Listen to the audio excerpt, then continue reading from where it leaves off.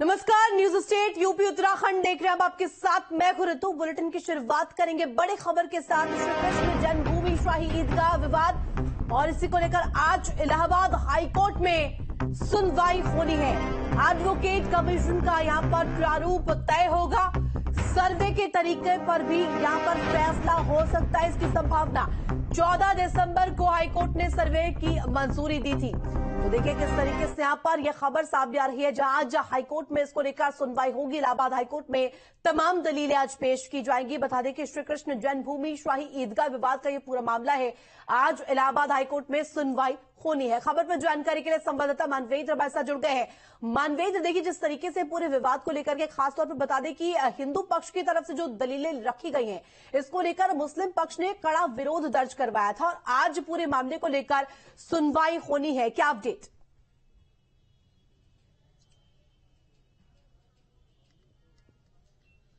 जी देखिए, आज इस पूरे मामले को लेकर के सुनवाई होनी है और इस मामले में जो वकील हैं महेंद्र प्रताप सिंह, जो इस पूरे मामले को लीड कर रहे हैं, वो हमारे साथ मौजूद हैं। उनसे बात कर लेते हैं।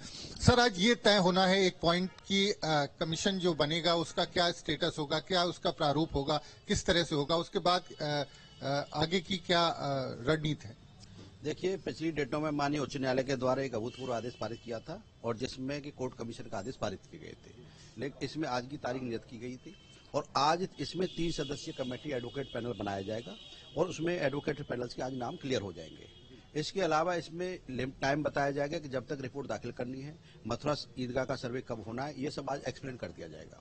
तो ये ऑर्डर 2 बजे के बाद आ जाएगा और उसी को लेकर के आज तैयारी हो रही है और हमारा मानना है कि जब एडवोकेट पैनल वहां जाएगा तो पूरी स्थिति कोर्ट के सामने आ जाएगी।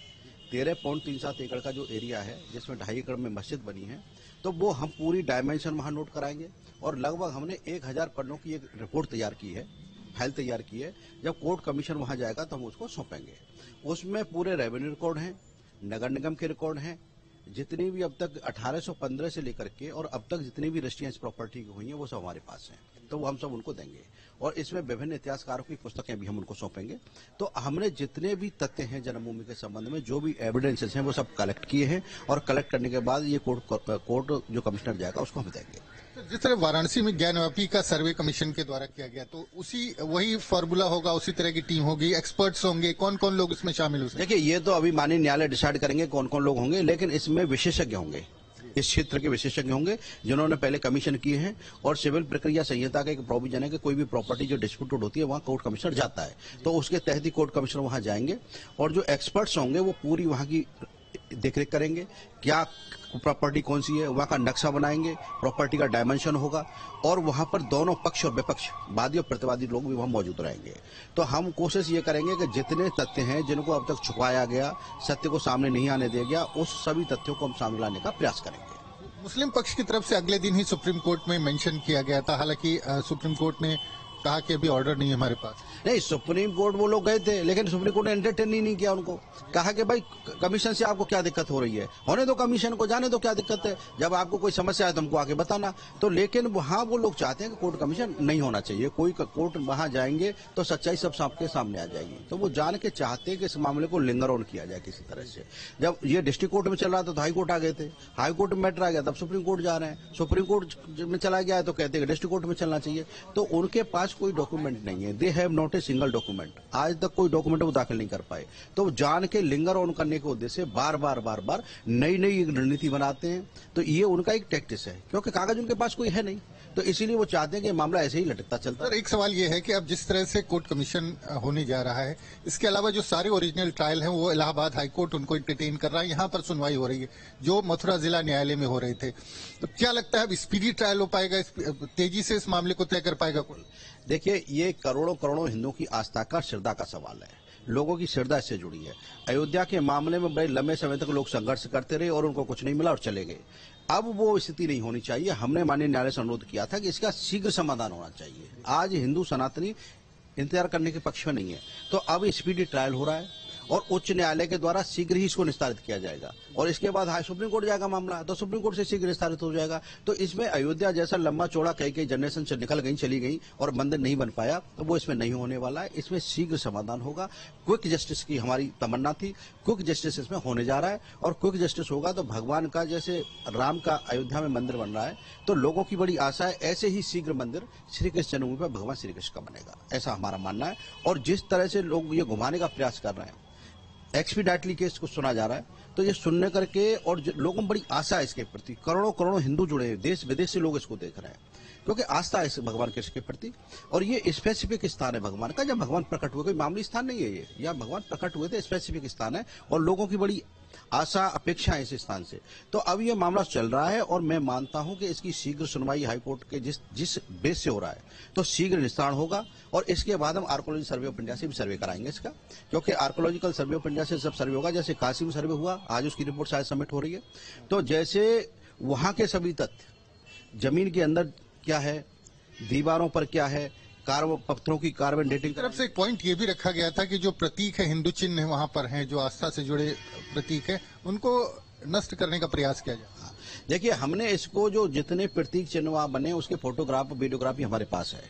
हमने इसकी जगह जगह जाकर के प्रदर्शनी जगाई थी एक चेतना यात्रा के द्वारा, और हम लोगों को बताना चाहते हैं कि देखो किस तरह से हमारे प्रतीकों को मिटाने का प्रयास किया गया है।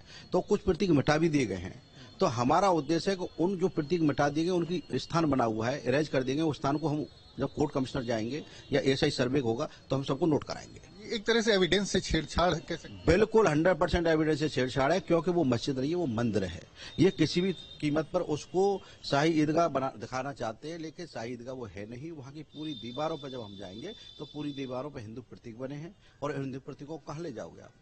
आर्कोलॉजिकल सर्वे ऑफ इंडिया के डायरेक्टर रहते अलेक्जेंडर कर्निंघम, उनकी रिपोर्ट है, उनकी रिपोर्ट हमने दाखिल की है कोर्ट में 1862, 63, 64 और 65 में। वो सब रिपोर्ट हमने दाखिल की, उसमें साफ कहना है कि ये हिंदू मंदिर है और दुनिया जानती है, और जो केस लड़ रहे हैं प्रतिवादीगण वो भी जानते हैं कि हिंदू मंदिर है। तोड़ करके 1670 में औरंगजेब ने मंदिर मस्जिद बना दी थी। तो अब वो समय आ गया है कि दूध का दूध पानी का पानी होना चाहिए और सच सबके सामने आना चाहिए, दुनिया देखे उस सच को। मुस्लिम पक्ष की तरफ से लगातार वही places of worship act, order 7, rule 11, वही सारे तर्क दिए जा रहे हैं। उनका एक रटाया मामला है 7 रूल 11 और प्लेसेस ऑफ वर्शिप एक्ट। तो प्लेसेस ऑफ वर्शिप एक्ट यहाँ अप्लाई नहीं करता है। मैं पहले भी इसको बता चुका हूं कि उसके सब सेक्शन हम देखेंगे, तो सब सेक्शन जब देखते हैं तो वहां पर यह है कि अगर किसी प्रॉपर्टी पर लिटिगेशन कंटिन्यूस चलेंगे तो वहां अप्लाई नहीं करेगा। दूसरा, मोन्यूमेंट्स एक्ट 1958 के अनुसार कोई प्रॉपर्टी 100 साल पुरानी है तो वहां भी अप्लाई नहीं करेगा। तो यहाँ पे दोनों चाहिए।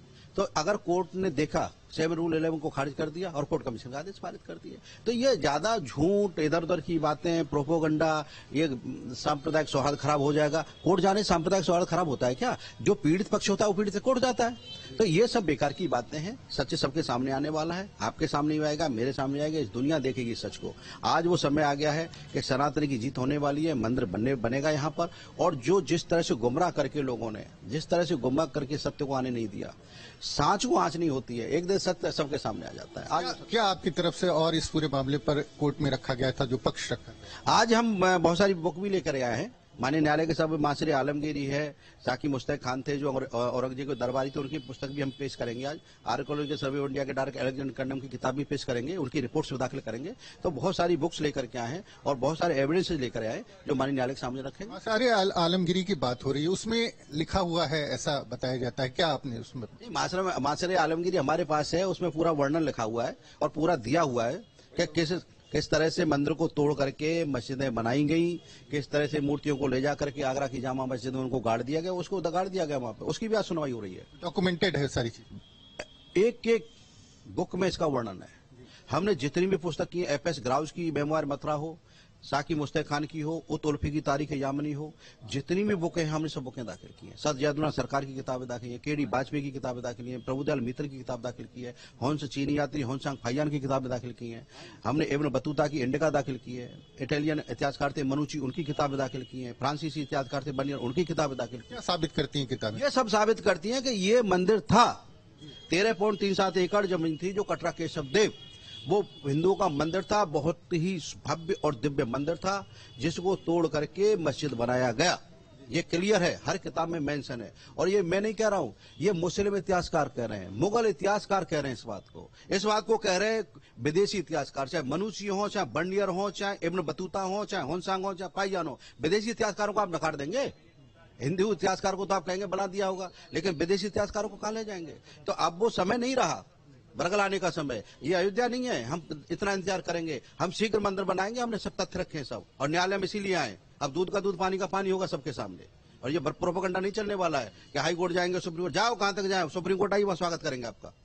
ये अब नहीं चलेगा ये सब। कमीशन किस तरह का उसका स्ट्रक्चर होगा, क्या आपको क्या लगता है? देखिए, इसमें 3 सदस्यीय कमेटी बनाई जाएगी माननीय न्यायालय के आदेश अनुसार, और वो 3 सदस्यीय कमेटी में एक्सपर्ट्स रहेंगे, वो जाएंगे, देखेंगे, और उसके बाद उनको जितने भी डॉक्यूमेंट्स हम अवेलेबल कराएंगे। जैसा मैंने अभी आपको बताया कि 1000 पेज की हमने एक रिपोर्ट तैयार की है, वो हम उसको देंगे, और वहां पर पूरी डायमेंशन कराएंगे प्रॉपर्टी की, जितने फैक्ट्स हैं वो सब फैक्ट्सों को रिकॉर्ड में लाने का प्रयास करेंगे, जैसे कि कोर्ट के सामने आ जाए। जब ये रिपोर्ट कोर्ट में आएगी तो ये इस केस के लिए निर्णायक सिद्ध होगी, ये बैकबोन साबित होगी इस केस की। और जनरली सिविल के केसों में कोर्ट ये कमीशन रिपोर्ट आती है, तो ये ही इसी के आधार पर केस का आगे का ये निश्चित होता है कि किस तरह से केस चलेगा। तो ये जो कोर्ट में आज हम दाखिल, ये कोर्ट में जो कोर्ट कमीशन की स्थिति आज क्लियर हो जाएगी। कोर्ट कमीशन मतलब कब जाएंगे ये भी आज क्लियर हो जाएगा, कितने दिन में रिपोर्ट सौंपनी है ये भी आज क्लियर हो जाएगा। तो ये सब स्थिति बहुत क्लियर है, बिल्कुल क्लियर हो गया। कमीशन आपके फेवर में होगा, आपको ऐसा लगता है, इसीलिए शायद